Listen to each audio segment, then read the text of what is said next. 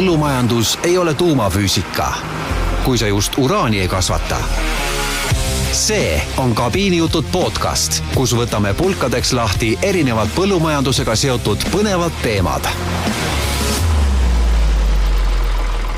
Tere tulemast, kallid kuulajad! See siin on Kabiinijutud taskuhääling, mis ühendab tehnoloogia maailma emakese looduse maapealsete imedega. Teisisõnu, oleme missioonil muuta põllumajandus sinu jaoks paelavaks teemaks juhul, kui see seda ikka veel ei ole.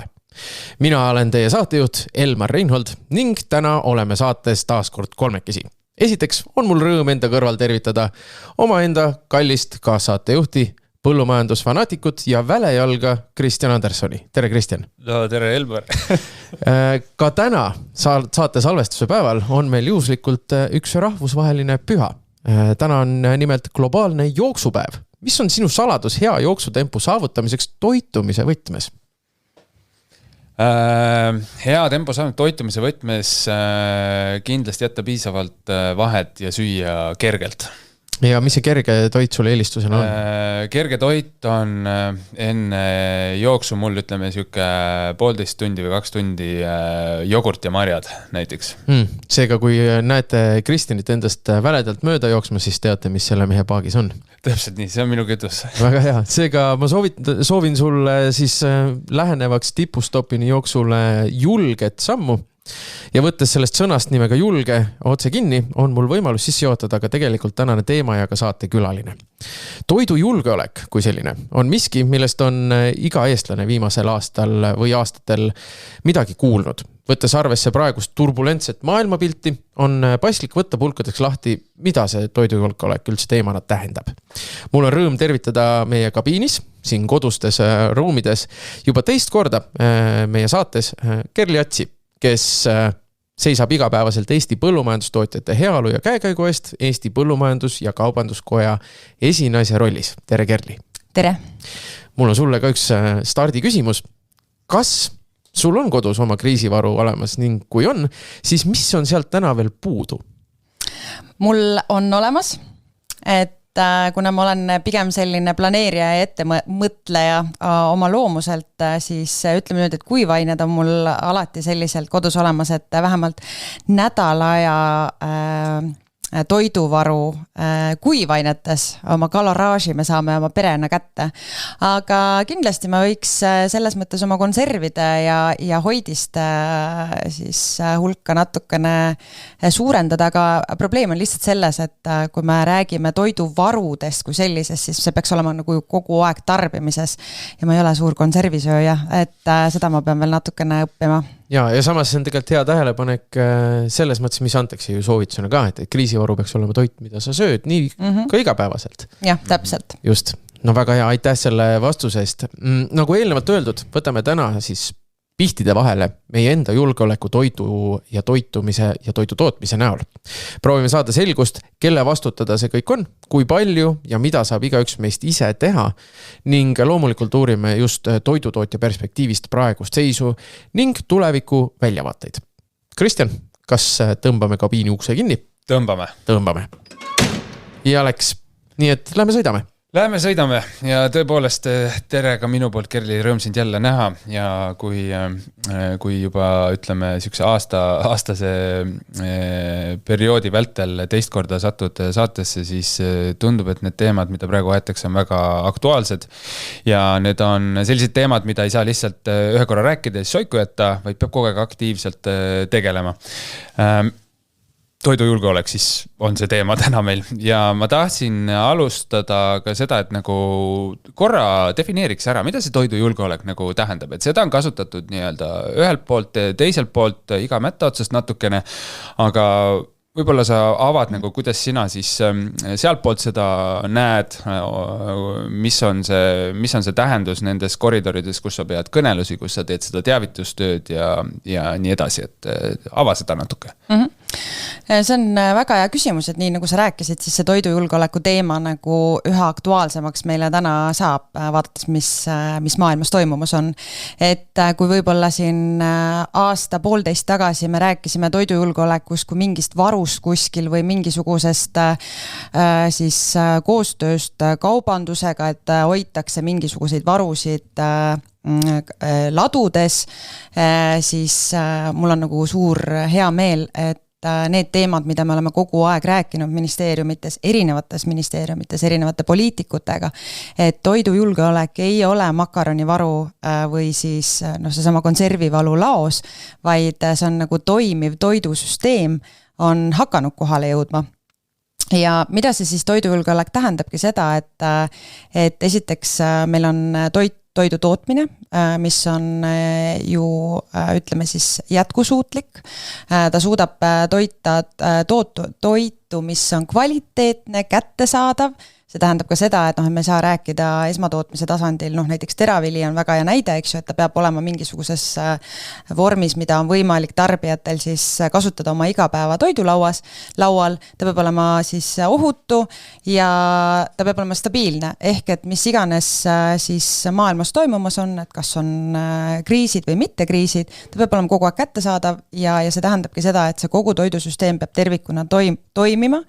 Ja see tähendabki seda, et me räägime alates sisenditest kuni siis tööstuse kaubanduseni välja, eks ju. Et me ei saa rääkida ainult põllumajanduse tootmisest, me ei saa rääkida ainult tööstusest või me ei saa rääkida ainult kaubanduse rollist, vaid see on kogu tervik toidusüsteem, mis tagab selle, et mis iganes ajahetkel on meil olemas kohalik toit ja toidu tootmine. Et kui peaks juhtuma tõesti nii, nagu meil siin COVID ajal oli oht, et pannakse piirid kinni, siis meil on olemas toit, mida me saame ise oma tarbijatele pakkuda. Jah, see COVID aeg on tegelikult ka seda saadet ette valmistas esimene selline, mis tuli mul pähe, mida sai päriselt nimetada, ütleme, tegemist oli globaalse kriisiga, aga vägagi ka siis tänu sellele riikliku kriisiolukorraga, et millised need õppetunnid võib-olla sellest toidujulgeoleku vaatest võisid olla sinu vaates, mida täna arvesse võtta, arvestades seda maailmapilti? Ja, et ütleme niimoodi, et ma arvan, et iga kriis on ju millegiks ka tegelikult hea, et COVID-kriis õpetas meile väga selgelt seda, et me ei ela enam maailmas, kus võib-olla kõik ongi iseenesest mõistetav, et mul on toidupoed kaupa täis, ma ei pea muretsema selle pärast, et kas meil toodetakse Eestis toitu või mitte, eks ju, selles mõttes, et meil on olnud ka selline suhtumine teatud mõttes, et toodame seda, milles me hea oleme ja ülejäänud ostame teistelt turgudelt sisse, eks ju, et üha rohkem hakati tegelikult rääkima sellest kohalikust toidust ja toidu tootmisest ja toidu julgeolekust, et ma arvan, et see COVID-kriis väga selgelt selle sõna meie sõnavarasse tõi, et mis on toidu julgeolek, miks ta on oluline ja sealt edasi ütleme siis Ukrainas sõda veel rohkem süvendas seda, et me saame aru, et need on teemad, millega me peame tegelema lisaks julgeolekule, ka see, et me suudame tagada toidujulgeoleku, sest see on osa julgeolekust. Ma tulen võib-olla korra sammu tagasi sinna, et need osapooled, kes selle nii-öelda tootmisega nagu seotud on, eks ole, et see julgeolek on siis selles mõttes nagu mitmetasandiline. Ma mõtlen, et tarbija seisukohast, eks ole, toidujulgeolek on see, et see kriisiolukorras see toit on talle kättesaadav, eks ole. Et see on üsna nagu kuidagi, selline nagu sirgjooneline, et mis iganes olukord ei ole, ta peab seda toitu saadma. Aga selleks, et ta seda saama peaks, eks ole, meil peab jätkuma siis nii-öelda see toidu tootmine põldudel. Ja meil peab ka jätkuma siis nii-öelda toidu töötlemine, eks siis sellest nagu terast, eks ole, saaks siis kas jahu või mingisugune muu nagu toiduaine. Kuidas sa nagu seda näed, seda, ütleme, seda valmisolekut ja võimekust täna? Et kui nüüd meil peaks, eks ole, ma ei tea, tekkimagi siia rinne, et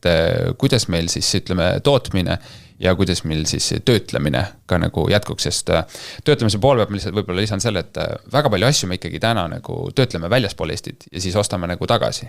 Aga kui meil näiteks pannakse piirid kinni, siis tegelikult me oleme ju natuke hädaseisus jällegi. Jah, nii ongi selles mõttes, et kui täna peaks tekkima selline olukord, eks ju, siis meil on sektorid, kes kindlasti on toimepidavad ja kes suudavad selles kriisis toitu toota. noh, siin võib olla näitena piimatootmine, eks ju, et meil on olemas siis algtoodang kui ka töötlemisvõimekus täna olemas, eks ju. Aga samas meil on sektorid, kes tegelikult sõltuvad täna väga palju ka oma algtootmises, eks ju, teistest naaberriikidest. Et noh, me võime siin rääkida näiteks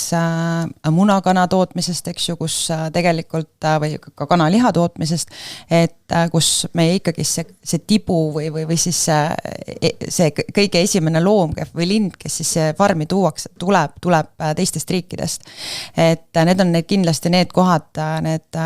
millega me peaksime rohkem tegelema ja ka tegelikult investeerima, et meil oleks kogu siis see tarneahel ikkagi tegelikult siin koha peal olemas, see oleks tagatud, et me suudaksime ka siis esimesest siis tootmisahelas kuni lõpuni tegelikult mingisuguse varuga toitu toota. Ja ma arvan, et noh, selles mõttes, et me ei pea rääkima ainult kriisi kontekstis sellest, et see on üleüldiselt, eks ju, et kui me suudame tegelikult täna arendada endale toimepidevat sektorit, me suudame väärindada oma kohapealset toitu, eesmärgiga suunata need eksportturgudele, siis tegelikult me loome ju tugeva sektori, kes suudab ka kriisi ajal toita kohaliku inimesi, et ma arvan, et see on nagu hästi oluline, et mitte, et me nüüd tahame rääkida ainult toidujulgeolekust sellepärast, et meil äkki, et kui meil on kriisid või kui meil on mõned suuremad globaalsed kõikumised, mis siin võivad toimuda piirid kinni nii edasi, et see ei peaks olema eesmärk peaks olema see, et meil on tugev majandusharu, kes toodab lisandväärtusega tooteid eksportturgudele, millega me loome siia majanduslikku väärtust ja see annab ka tegelikult meile tugeva siis kriisikindluse. Et see on nagu võib-olla see suurem vaade ja loogika selle taga. See on väga loogiline tegelikult vaadates ka üldist julgeolekut, et kui värskelt on lõppenud suurõppus Kevadtorm, mida tehakse, et me ei saa lihtsalt tekitada mingisugust sellist reservi, et juhul kui juhtub, vaid me peame kogu aeg tegelema sellega, et see nõus, et toidu tootmine oma olemuses peab olema lihtsalt valmis iseseisvalt hakkama saama, mitte olema valmis selleks, et paber on plaan olemas ja siis nüüd, kui midagi juhtub, siis kõik justkui toimib. No, tahtsin võib-olla natuke korraks kaevata sinna sisse ka, et sa mainisid, et tuleks nagu tegeleda, et kas seal on ära kaardistatud ka, et mis need konkreetsed nagu sammud võiksid olla, et kus meil täna on, ütleme see, noh, kus meil see tünn tilgub, eks ole, et kuhu me peaksime siis kas ressursse, raha, aega, inimesi suunama? Ja selles mõttes, et ma arvan, et praegust ongi väga õige hetk rääkida sellest, et esimest korda, vähemalt minu karjääri jooksul olles põllumajandussektoris, meil valmib selline strateegiakava, mis räägib toidujulgeolekust ja ka mis kaardistabki väga selgelt ära siis need erinevad siis probleemkohad, millele me peaksime rõhku panema oma toidu tootmises. Et kui ma ei eksi, siis see peaks Vabariigi valitsuse lauale jõudma juba augustikuus. Et ka meie organisatsioon ja meie oma tiimiga oleme toetanud sisendiga, aga siin on väga palju ka ministeerium ise suhelnud ja neid kaardistusi teinud koos sektori ettevõtjatega, mis ongi väga, väga loogiline. Et ma ei ole ise seda dokumenti veel näinud, aga vähemalt ideena tundub, et ajastus on väga õige ja sealt oleks võimalik ka siis tõesti teha neid otsuseid ja neid siis järeldusi, et kuhu võib-olla me peaksime tulevikus rohkem investeeringuid suunama, mis on need võib-olla need probleemkohad või need siis ütleme siis suuremad väljakutsed, millega me peaksime tegelema ka riigi tasandil ja kus on nagu koostöös ettevõtjatega, et noh, ma arvan, et sellised suuremad ühised vaated ongi tegelikult mõistlikud. Et noh, põllumajanduses paratamatult on niimoodi, et see ei ole nagu ettevõtlussektor, kus sa võib-olla täna paned kinni ja homme taastad tootmise, eks ju, et see võtab aastaid aega. Et ta lihtsalt on, ka investeeringutsüklid on pikad ja nii edasi, et sul peab kogu aeg see järjepidevus seal olema, sa pead kogu aeg investeerima, sa pead kogu aeg käima kaasas siis erinevate tehnoloogiatega, sul on ka kohustused keskkonnahoidlikkuse tagamise eest, eks ju, ja ma arvan, et siin selles mõttes see pidev areng peab olema nagu tagatud, et ja ma loodan, et ka poliitikud saavad lõppkokkuvõttes sellest aru, kes suuri otsuseid teevad just selle keskkonna loomisel, ma mõtlen just selle, ütleme, majanduskeskkonna loomisel, et see sektor ei ole nagu business as usual, eks ju, et ta ongi väga selline spetsiifiline valdkond väga nagu olulise eesmärgiga. Ja, see on väga hea, et see investeerimise osa siia juurde, sest me tõesti räägime, eks ju, millegi rohkema loomisest ja nagu siin olles igapäevaselt natukene, mitte nii palju kui sina, aga põllumajanduses see, siis me näeme, et viimased 3 aastat on olnud hästi keerulised ja esimene peamine mure, mida ma tihti kuulen, ongi see, et investeeringud on need, mis on tulnud ära lõigata ettevõtetel. Et kelle vastutus sellise toidujulgeoleku poole pealt see investeerimine tegelikult jääb, et kas see on rohkem suunaga riigi poole, et riik peaks toetama rohkem põllumajandustootjad või on see, et põllumajandustootja kui sektoris tegutseja peaks ka ise panustama oma vahenditest sinna rohkem sisse, et kuidas see kaalukeel seal võiks olla ja täna tegelikult on, juhul kui nad erinevad oma vahel? See on selles mõttes hästi keeruline küsimus, eks ju, et kui me vaatame põllumajandussektorit ja seda ajalooliselt, eks ju, kuidas on seda toetatud ja kuidas ta üle maailma on erinevates piirkondades toetatud, et siin on väga, selgelt ongi siin selge eesmärk see, et meil on teatud mõttes juba avalik tellimus, et toidutootja peaks toitu tootma lõppkokkuvõttes, aga me saame aru, et ettevõtja ta on ka ettevõtja, eks ju, et tema peab ka ju teenima tulu ja ütleme, kogu see turg ja kogu see keskkond, kus ta ju igapäevaselt toimetab, on ütlemata keeruline, et ta ei sõltu sellest, et ta ei saa sõltuda, nagu me näiteks teravilja tootmise mõttes, et ma kulutan nii palju, eks ju, et see tähendab seda, et minu väljamüügi hind oleks sellel siis see X, eks ju, ta ei saa seda, sest ta kulutab nii palju, aga turu pealt öeldakse, et see hind on, eks ju, et sa ei ole nagu selles mõttes ikkagi nagu ettevõtja. Et ja ma arvan, et kui me räägime nagu tõesti selle investeeringu tsüklitest, eks ju, ja võib-olla ka nagu investeeringute siis tagasi siis teenimisest, et nad on oluliselt pikemad kui võib-olla mõnes teises ettevõtlusvaldkonnas ja kuna siin ongi see teatud mõttes see riiklik tellimus, eks ju, et me peame, toidutootja peab tootma toitu, siis, ja ta tegelikult ka ju tõesti panustab keskkonnahoidu ja nii edasi, siis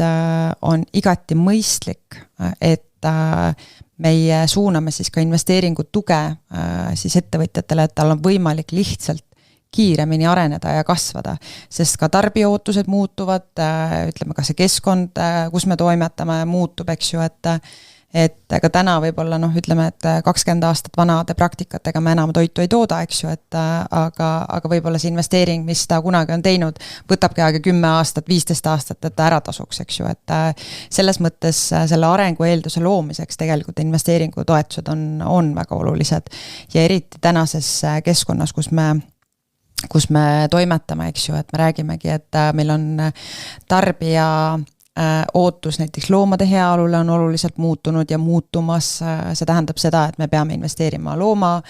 kasvatushoonete siis uuendamisse, me peame investeerima siis vahendeid sellesse, et me saaksimegi efektiivsemalt, täpsemalt toota ja ka võib-olla selles kogu keskkonnas sõltuvuses siis võib-olla kolmandate riikide sisendite ja nii edasi, eks ju, tegelikult vaadata, et kuidas me saaksime optimeerida läbi erinevate tehnoloogiate oma siis toidu tootmist. Linnu tootmine ja muna tootmine, mis on üks näiteks absoluutselt, suurem, mis on praegusel, eks ju, praegusel ajal läbi käinud. Ma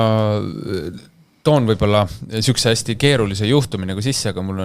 tekkis siit nagu see mõte ja me ei pea siin pikalt peatuma, aga mõtlen just nagu see e-piima, eks ole, olukord hetkel on ju, et väga võimas tehas, väga suured investeeringud on nagu sisse viidud, aga tehas sisuliselt hetkel, eks ole, ei täida oma nii-öelda eesmärki ja tegelikult ütleme, et kui meil see võimekus nagu on, siis ju riiklik huvi on ju seda võimekust nagu hoida, sest et kui meil peakski tekkima, ütleme, ma ikkagi tulen selle kriisiolukorra juurde tagasi, kuigi sa ise ütlesid ka, et see ei pea olema ainult kriisiolukord, sest et noh, see tegelikult see investeering, eks ole, võiks väga vabalt luua lisandväärtust ja tänu sellele nii-öelda seda sektorit majanduslikust poole pealt nagu arendada. Aga lihtsalt see kriisi näitel, et kui meil on vaja, eks ole, siis seda rahvast endiselt toita ja meil on ka vaja neid, ütleme siis sõdureid, eks ole, toita. Et kus siin võiks olla nagu see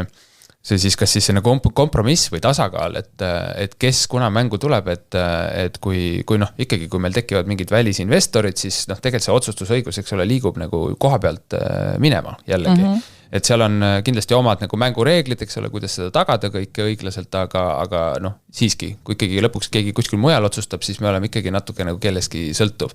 Et võib-olla sa oskad siin nagu oma vaadet või sükest kommentaari panna, et kuidas seda nagu olukorda lahendades niimoodi lõpuks, et me tegelikult ikkagi säilitaks selle võimekuse ja selles pikas vaates ka siis nii-öelda selle enda julgeoleku. See on muidugi maailma kõige keerulisem küsimus, millele vastata, eks ju, et loomulikult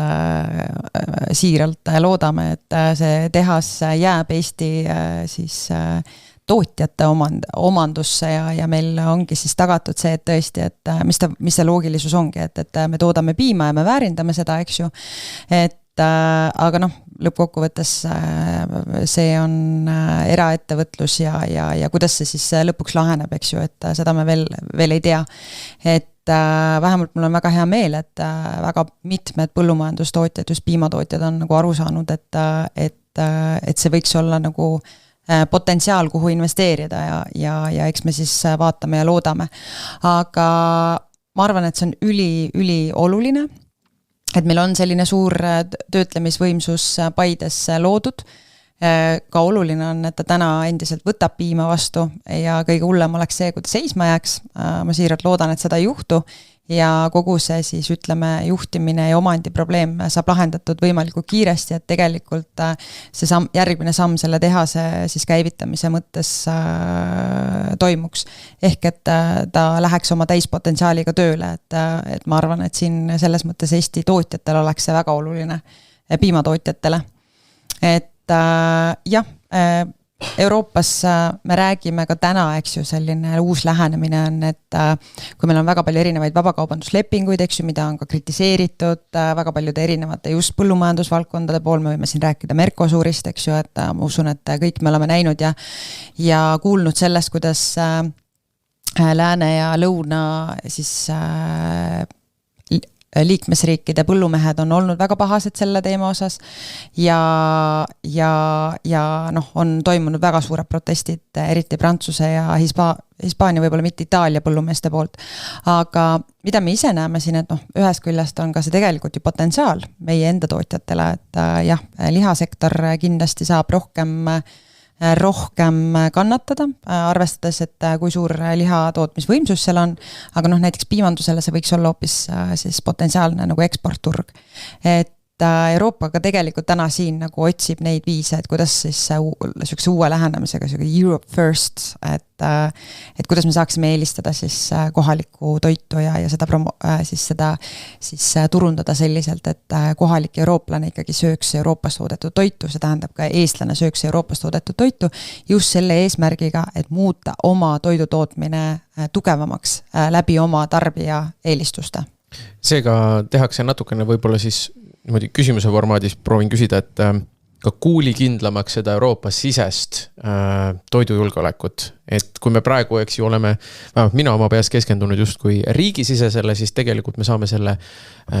ulatuse või skoobi suuremaks mõelda ka Euroopale, et see üks suur kuppel hoiaks ennast ka just sellise kriisi mõttes üleval, saame õigesti aru? Jaa, et noh, ütleme niimoodi, et Euroopa ju selles mõttes me oleme nagu, meil on üks ühine turg, eks ju, single market, millest me kogu aeg räägime, et noh, täna me tegelikult näeme, et ta võib-olla, noh, ta tegelikult ei toimigi selliselt, nagu ta peaks toimima, mis annaks sellisega võib-olla kasvueelduse meie väikeriigi tootjatele, eks ju, et ikka on liikmesriigi tasandil on mingisugused erinõuded, mingisuguste toodete turule lubamiseks, mis võib-olla natuke takistavad seda, et kuidas me saaksime seda ka regulatsiooni ühtlustada, et meil ei tekiks seda, et meil oleks väga lihtne siit Eesti tooteid müüa teistele turgudele, eks ju, aga see on nagu see küsimus, et kuidas me Euroopa Liiduna tegelikult suudame ka tagada selle, et meil see toidutootmine oleks hajutatud, see on ka kõige olulisem, et me ei keskenduks ainult sellele, et me toodame siis Lõuna- või Lääne-Euroopas toitu, võib-olla lõuna on juba natukene keerulisem piirkonna mõttes, eks ju, aga ütleme Lääne-Euroopas, Kesk-Euroopas toitu, vaid me ikkagi hajutame selle toidu tootmisega selliselt, et Baltikum, Põhjariigid on suutelised enda toidujulgeoleku eest toidujulgeoleku tagama, et see on oluline. Ja ma selle hajutamise teema juurde me tuleme kohe tagasi, ma tahtsin seda puudutada Eesti kontekstis ka. Enne veel tahtsin võib-olla niisugust temperatuuri kontrolli teha sinu poolt, et sa mainisid, eks ole, et see Mercosuri kaubandusleping ühelt poolt võib lihatootjal olla nagu mitte nii soodustav, aga teiselt poolt jällegi piimasektoril võib olla soodustav, eks ole, et uus turg, kuhu võimalik siis nagu müüa. Kas see sinu hinnangul tähendaks ka ikkagi, et seda ekspordivõimekust ja kõike nagu hoida konkurentsivõimel, kas see sinu meelest tähendaks ka seda, et seal tuleb teha nagu tuleb tegema hakata kompromisse, mis puudutab, ütleme siis erinevaid keskkonnanõudeid ja muuhulgas teisi nõudeid? Sest ma saan aru, suur probleem täna on just see, et see nõuete pakett ühelt poolt ja teiselt poolt on nii nagu erinevad ja on pigem, eks ole, nii-öelda siis selle Lõuna-Ameerika tootja poole nagu soodustav. Jah, et nende vabakaubanduslepingute siis sõlmimisel on küll nüüd erinev ports siis reegleid, eks ju, mis on kehtestatud seal hulgas ka näiteks selle riigi ettevõtjad peavad siis täitma näiteks sotsiaalsed tingimuse reegleid, eks ju, kogu siis selline meil võib-olla Euroopas hästi selline tavapärane ametiühingute tugev suund selles, et kõik töötajad peavad olema õiglaselt koheldud, õiglast palka makstud ja nii edasi, mis tegelikult Euroopas, eks ju ka, et on väga olulisel kohal ja mis tagabki selle, et me suudame võrdselt konkureerida. Ja lisaks ka keskkonnanõuete osas tegelikult seal on lisatingimused, et nad üritavad, võib-olla Euroopaga siis üritab seda nagu seda olukorda tekitada, et ikkagi meile mitte võib-olla väga standardsed tooted ei jõuaks meie siis turule konkureerima. Siuke mingi filter ikkagi. Ja, aga küsimus ongi selles, et kuidas neid kontrollitakse ja nii edasi, eks ju, et see on täiesti teine teema. Aga jah, et eks see ongi väga suur probleem olnud, et me ei ole, meie arvestades Euroopa toidu tootmist, eks ju, et kui palju meil on erinevaid reegleid, meil on ütleme keskkonnareeglid, millega me peame siis toimetama, alates sellest, et kui palju meil on kättesaadavaid erinevaid taimekaitsevahendeid, kui palju need on erinevaid keelustatud ja nii edasi, eks ju. Lisaks ka loomade heaolu nõuded, mis on oluliselt kõrgemad, ma arvan, et üks maailma kõrgemaid heaolu nõudeid, et see kindlasti tekitab olukorra, kus meie tootmine ongi kallim kui võib-olla teistes piirkondades. Ja see ei ole ju see ei ole üldse nagu rääkides Brüsselis ka oma näiteks siis teiste kolleegidega, Bulgaarias, Rumeenias ütlevad, et neil on letid Hiina kaupa täis, et nad juba söövad Hiinas toodetud toitu, et see hakkab meie nagu selliseks vaikseks reaalsuseks minema, muutuma. Ja samas natukene nüüd ma küll teen pigem hüpoteesist, mul ei ole millelegi väga konkreetselt tugineda, aga on aeg näidanud, olen ise niimoodi juurenud selle üle, et mida lähemale tuleb mingisugune kriis või turbulentsemaks maailmapilt muutub, seda rohkem hakatakse selliseid pehmeid väärtusi maha lõikama. Olgu selleks erinevad rohepoliitilised pooled või näiteks ongi see, et kui siis, ma ei taha nüüd ironiseerida, aga kui rõõmus on olnud see loom, kes siis lõpuks minu taldrikule jõuab. Et kui suurt ohtu sa tunnetad sellistele fundamentaalsetele kriteeriumitele, mis on toidu tootmisel täna seatud Euroopas, kus ongi, eks ju, sellel palju rõhku põratud, et kui palju võib see nagu tegelikult kukkuda just selles kohas, kus me peame jätma või kui jäetakse tarbija mõttes juba need kõrvale, et mul on, ütleme, paneme tarbija sõnad korras ja mõtleme välja, et mul on suhteliselt savi, kui roheline ja kui rõõmsalt on see toodetud, meil on kriis, ma tahan süüa. Et kui suur see oht sinu arust on? No kindlasti ma arvan, et kriisiolukorras ja kui sul on vaja oma pere toita, oma lapsed toita, siis tegelikult sa vaatad seda, mida sa kätte saad, eks ju. Et aga kui me räägime nagu üleüldisemalt suuremat vaadet, siis Euroopa Liit tõesti on võtnud ju ka sellise bürokraatia vähendamise endale nagu väga selge fookuse alla, et me oleme ju suutnud ikkagi selle sektori üle reguleerida nagu tohutult. See käib siis läbi erinevate lihtsustuspakettide, et ka praegust mõned sellised muudatused on toimunud, võib-olla eks ta, kui sa oled, kuidas ma siis nüüd viisakalt ütlen, eks ta pigem on nagu siuke dereguleerimine, nagu et võtan ühe reegli ja asendan teisega, mis võib-olla ei ole nii karm või ma arvan, et siin on ka näiteid, näiteks meil on olnud ju selle sama ESG raportite siis tegemise kohustus, mis nüüd on 2 aastat edasi lükatud, eks ju, sest sa saad aru, et see on lihtsalt selline bürokraatia, et sellega ei ole võimalik lihtsalt. Aga neid tuleb ja ma ei näe, et tegelikult on võetud nagu teatud mõttes tempot maha, pikendatud siis seda rakendamisaega või edasi lükatud, aga tegelikult see suund on endiselt ikkagi selles suunas, et kogu see keskkonna temaatika jookseb meil all väga tugevalt endiselt. Ja ma arvan, et teatud mõttes see ongi selles mõttes täitsa nagu loogiline, et see keskkond, kus me toimetame, eks ju, see on tegelikult ju põllumehe jaoks kõige suurem väärtus, aga lihtsalt ma näengi seda, et meil ongi võib-olla vaja sellist rohkem talupoja tarkust ja 2 jalaga maa peal ja ma näen ka, et ettevõtjad ise tegelikult on väga huvitatud sellest, sest nad saavad ju aru, et neil on oluline mullaviljakus, neil on oluline see, et nad saavad optimeerida oma siis taimekaitse ja väetisi, eks ju, see saabki läbi teadmiste ja läbi andmete ja nii edasi, eks ju, ka teie panustate ju oma ettevõttega väga tugevalt sellesse, et see ei vaja nagu lisareegleid või see ei vaja seda, et sul on vaja täita andmeid, ma ei tea, 7 erineva asutusele anda neid andmeid ja kõike muid tegevusi selle juurde teha, et selles mõttes, et see peab olema kuidagi nagu siuke keskpõrandale kokku jooksma, et võimalikult vähe siis tegelikult koormata põllumees selle mõttetu bürokraatiaga. Jah. See on hea, et sa kasutad seda sõna, see mõttetu, sest eks bürokraatial ongi ju need oma positiivsed ja vajalikud pooled. Absoluutselt. Et ma meelega läksin natuke selle küsimusega ka enda igapäevatöö valdkonnas just kui nagu risti, hajasin oma enda suusad risti praegu, aga ma proovin mitte ümber kukkuda, et ma ise näen ka siin lihtsalt juurde kommenteerides, et see bürokraatia peab olema selge ja läbipaistev, sest et toidu tootmise jätkusuutlikkus on ju üks olulisemaid põhitalasid selle julgeoleku vaatest ka, et ta ei kukuks lihtsalt lampi ära suvalisel hetkel. Et mingisugune väike kõigutus meil tuleb, siis on okei, nüüd on kõik läinud. Kuni sinnamaani välja, et need pisidetailid, mis on tegelikult hästi suured, igasugune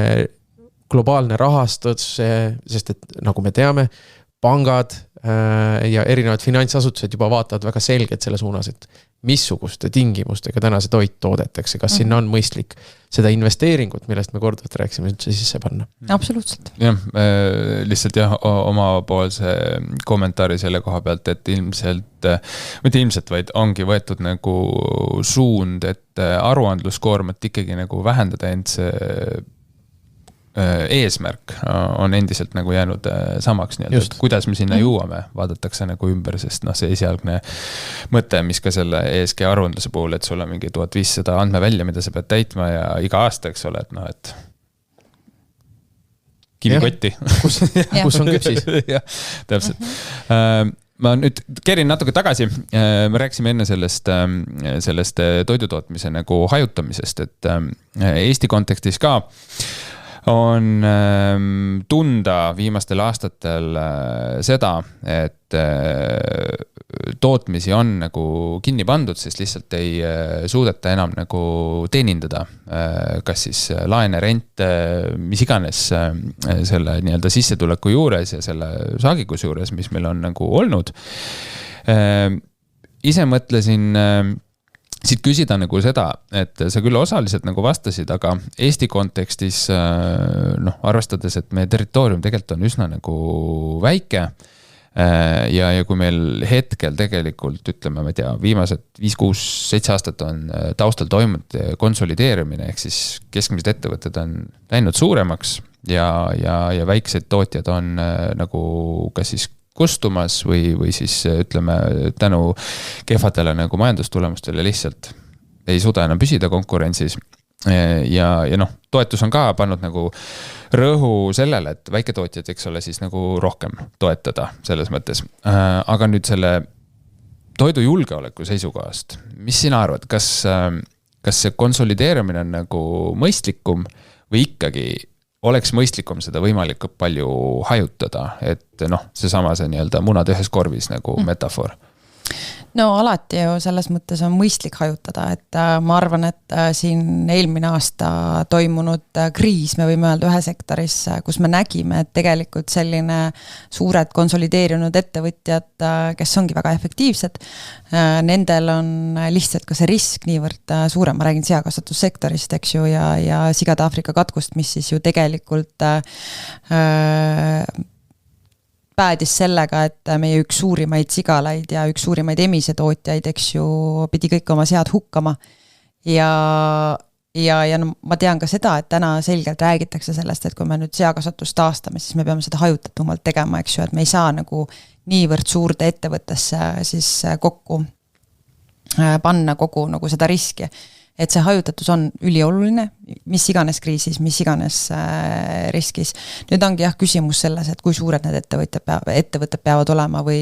ja nii edasi, eks ju, et ma arvan, et see suuruse küsimus ongi see, et ta peab olema majanduslikult efektiivne ja jätkusuutlik. Et on ju väga erinevaid ärimudeleid, on väikeettevõtjaid, kes ise väärindavad oma tooted ju erinevateks siis toodeteks, mida nad saavad ise turul müüa, millega nad siis loovad seda lisandväärtust. Meil on väga tublisid väikse piimatootjaid, kes on leidnud selle niši, kuidas nad sellises väiksemas tootmisüksuses on jätkusuutlikud, et eks see alati on ka tegelikult ju selline majandamise küsimus, eks ju, et kui palju sa investeeringuid teed, kui palju sa selles mõttes kasutad välisvahendeid, kui palju sa oma vahendeid investeerid ja nii edasi, et tegelikult ma arvan, et sellist võluvitsa siin ei ole või vastust, et meil on vaja selliseid ettevõtjaid ja selliseid tootmisüksusi, et pigem ongi see, et meil on vaja majanduslikud jätkusuutlikud ettevõtted, kas nad on väiksed või suured, hajutatus on oluline,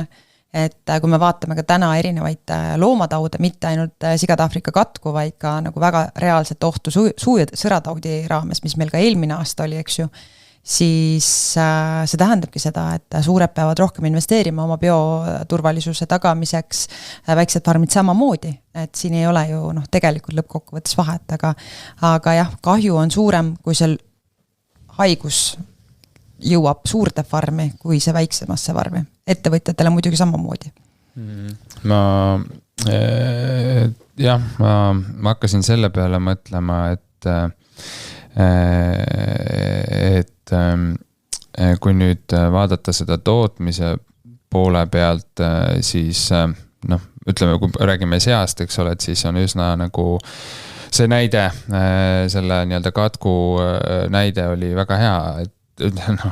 hea selles mõttes, et ta minust väga hästi illustreeris seda, et kui see litakas sinna ühte suurde kohta ära tuleb, siis on 30% turult nagu läinud justkui, eks ole. Aga nüüd, kui tulla siia tööstuse poole peale, et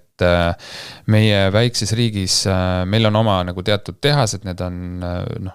tulebki kohe, mul tuleb Paides, mul tuleb Saaremaal, mul tuleb meelde Põlvas, eks ole, neid on kuskil veel, siis ma mõtlen nagu nii toidu kui ka üldise julgeoleku poole pealt, siis tegelikult need on ju reaalsed sihtmärgid,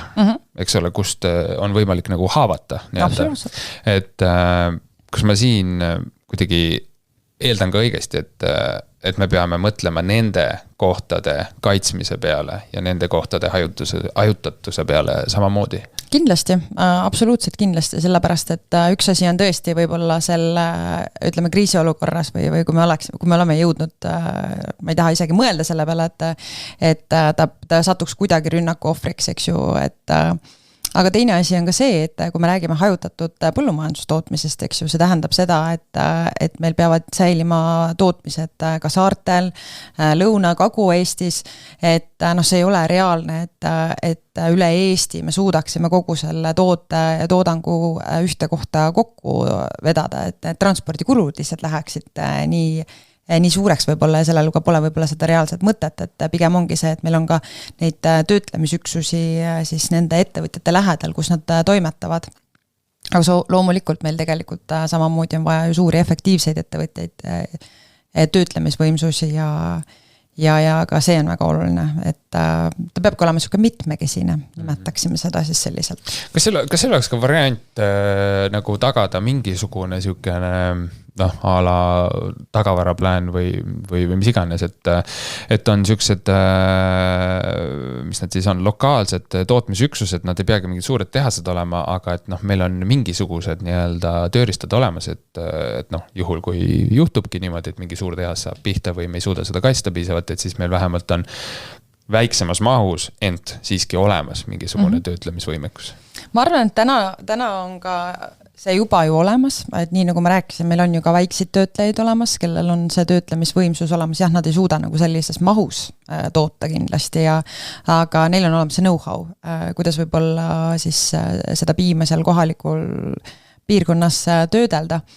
Et kas me peaksime nagu eraldi siis sellise kriisiplaaniga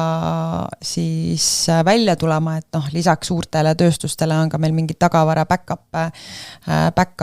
siis väiksed tööstused, siis ma arvangi, et me tegelikult peaksime vaatama ja kaardistamagi kogu seda olukorda, mis meil täna on, need tootjad, need töötlemisvõimsused, mis meil täna on ja selle lahenduse sealt nagu leidma, et pigem nagu näen seda selliselt täna. Ma küsiks siia nüüd saate lõppu ossa. Me oleme varasemalt enda saates kasutanud seda klaaskuuli väljendit, aga ma kasutaksin seekord kuldvõtme väljendit. Et kui sul oleks selline kujuteldav kuldvõti antud toidujulgeoleku teemas,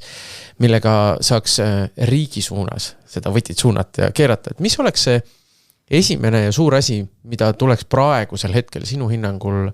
näiteks riigi vaatest nüüd ära teha, võttes arvesse toidujulgeolekut kui sellist Eesti riigi piiride sees? No ma arvan, et me oleme täna terve selle saate tegelikult sellest rääkinud, eks ju, et meil ongi vaja tugevat sektorit ja see tähendab seda, et meil on vaja suunata täna investeeringuvahendeid selle sektori toimepidavuse tagamiseks ja kogu selle toidusüsteemi arendamisse. Et eks ma keerakski võib-olla pigem selle kuldvõtmega valla meie poliitikute arusaama toidujulgeoleku olulisusest ja sellest, et kui strateegiline sektor see on, et me täna ei jõudnud rääkida, eks ju, et lisaks sellele, et me toidame toitu, eks ju, meil on maapiirkonnas tegelikult ju kogu infrastruktuur, millega meil on võimalik tegelikult panustada väga palju julgeolekusse, mitte ainult toidujulgeolekusse. Ja võib-olla rohkem sellist koostööd ja arusaamist, et see ei ole ainult regionaal- ja põllumajandusministeeriumi teema, et see on ministeeriumide ülene teema, et lõppkokkuvõttes ka poliitikud peavad aru saama, et jah, et toidutootjaid võib-olla ei ole nii palju, eks ju, et ta võiks nagu eraldi adresseerida seda sektorit kui potentsiaalse valijana, mida nad niikuinii on, aga kõik Eesti inimesed söövad 3 korda päevas, et me tasub sellele mõelda. Loodetavasti. No loodame jah, võib-olla mõni sööb 2, võib-olla mõni sööb rohkem, aga see on nagu see teema, mis tegelikult kõnetab meid kõiki lõpuks ja see tuleb lihtsalt nendeni, see arusaam nendeni viia. Jah, toit ei ole küll iseenesest mõistetav, ent on täiesti möödapääsmatu osa sellest elust. Nii on. Ja eks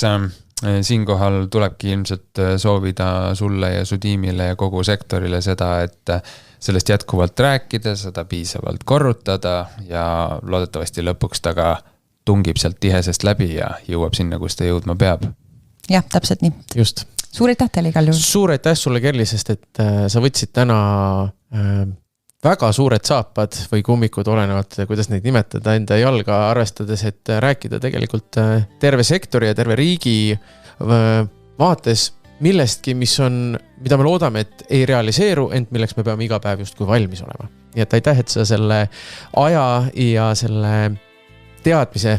meile andsid selle saate näol. aitäh saatesse tulemast. Aitäh kutsumast. Aitäh sulle, Kerli. Aitäh, Kristjan, ka sulle. Aitäh, Helmar, sulle. Ja kohtume juba järgmisel korral. Täpselt nii, järgmisel korral võtame juba järgmised teemad käsile ning seniks sööme hästi, oleme julged ja hoiame oma enda toidutootmist.